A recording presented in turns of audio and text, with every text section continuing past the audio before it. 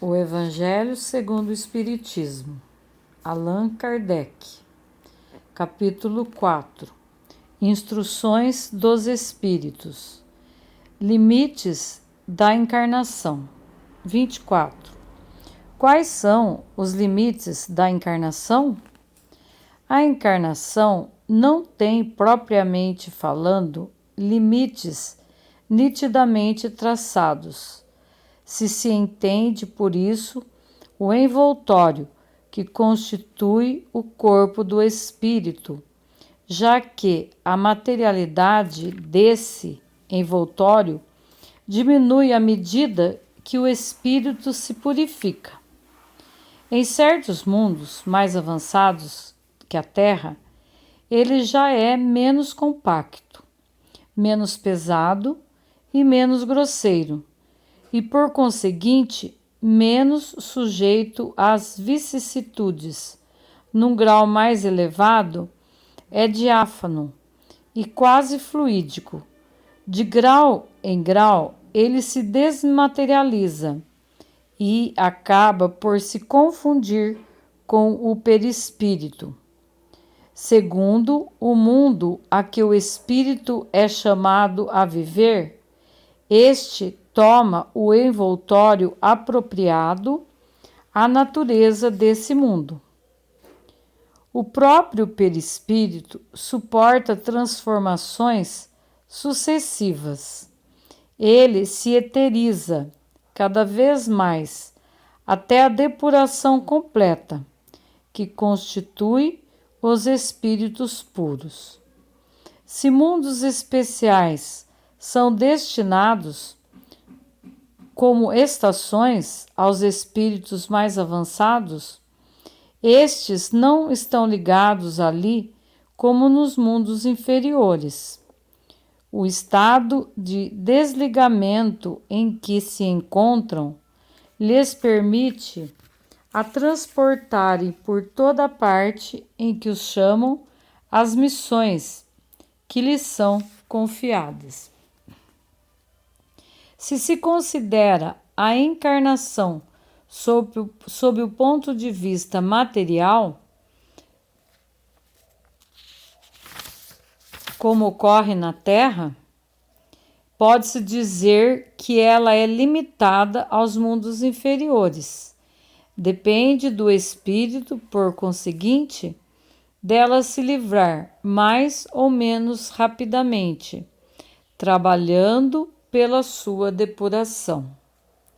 Deve-se considerar também que no estado errante, quer dizer, nos intervalos das existências corporais, a situação do espírito está em relação com a natureza do mundo ao qual se liga, pelo seu grau de adiantamento, que assim, na erraticidade, ele é mais ou menos feliz, livre e esclarecido, segundo seja mais ou menos desmaterializado.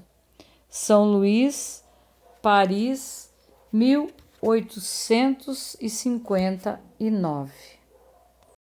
Necessidade da encarnação. 25.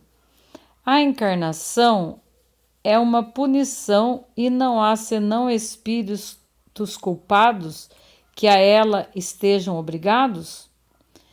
A passagem dos espíritos pela vida corporal é necessária para que possam cumprir, com a ajuda de uma ação material, os desígnios cuja execução Deus lhes confiou.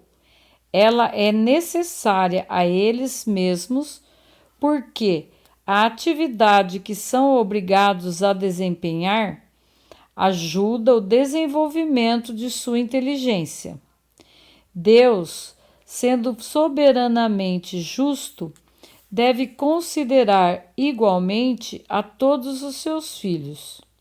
É por isso que dá a todos o mesmo ponto de partida, a mesma aptidão, as mesmas obrigações a cumprir e a mesma liberdade de agir. todo privilégio seria uma preferência e toda preferência uma injustiça. Mas a encarnação não é para todos os espíritos senão um estado transitório. É uma tarefa que Deus lhes impõe na sua entrada na vida, como primeira prova do uso que farão do seu livre-arbítrio. Aqueles que cumprem essa tarefa com zelo vencem rapidamente e menos penosamente seus primeiros degraus da iniciação e gozam mais cedo os frutos dos seus trabalhos. Aqueles, ao contrário, que fazem mau uso da liberdade que Deus lhes concede, retardam seu adiantamento. É assim que, por sua obstinação, podem prolongar indefinidamente a necessidade de se reencarnar. E é então que a encarnação se torna um castigo. São Luís, Paris, 1859. 26. Nota: uma comparação vulgar fará compreender melhor essa diferença. O estudante não alcança os graus da ciência senão depois de ter percorrido a série de classes que a ela conduz. Essas classes, qualquer que seja o trabalho que exijam, são o meio de atingir o fim, e não uma punição. O estudante laborioso abrevia a caminhada e nela encontra menos espinhos. Ocorre de outro modo para aquele cuja negligência e preguiça obrigam a recomeçar certas classes. Não é o trabalho da classe que é uma punição, mas a obrigação de recomeçar o mesmo trabalho. Assim ocorre com o homem sobre a terra.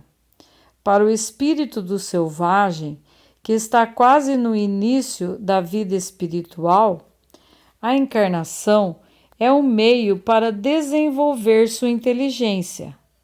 Mas, para o homem esclarecido, no qual o senso moral está amplamente desenvolvido e que é obrigado a recomeçar as etapas de uma vida corporal plena de angústias, enquanto que poderia já ter alcançado o objetivo. É um castigo pela necessidade em que se encontra de prolongar sua demora nos mundos inferiores e infelizes. Aquele, ao contrário, que trabalha ativamente pelo seu progresso moral, pode não somente abreviar a duração da encarnação material, mas vencer de uma só vez os degraus intermediários que os separam dos mundos superiores. Os espíritos não podem se encarnar somente uma vez sobre o mesmo globo e cumprir suas diferentes existências em esferas diferentes? Essa opinião só seria admissível se todos os homens estivessem sobre a terra, no mesmo nível intelectual e moral. As diferenças que existem entre eles, desde o selvagem ao homem civilizado, mostram os degraus que são chamados a vencer. A encarnação, aliás, deve ter um fim útil. Ora, qual seria o das encarnações efêmeras de crianças que morrem em tenra idades?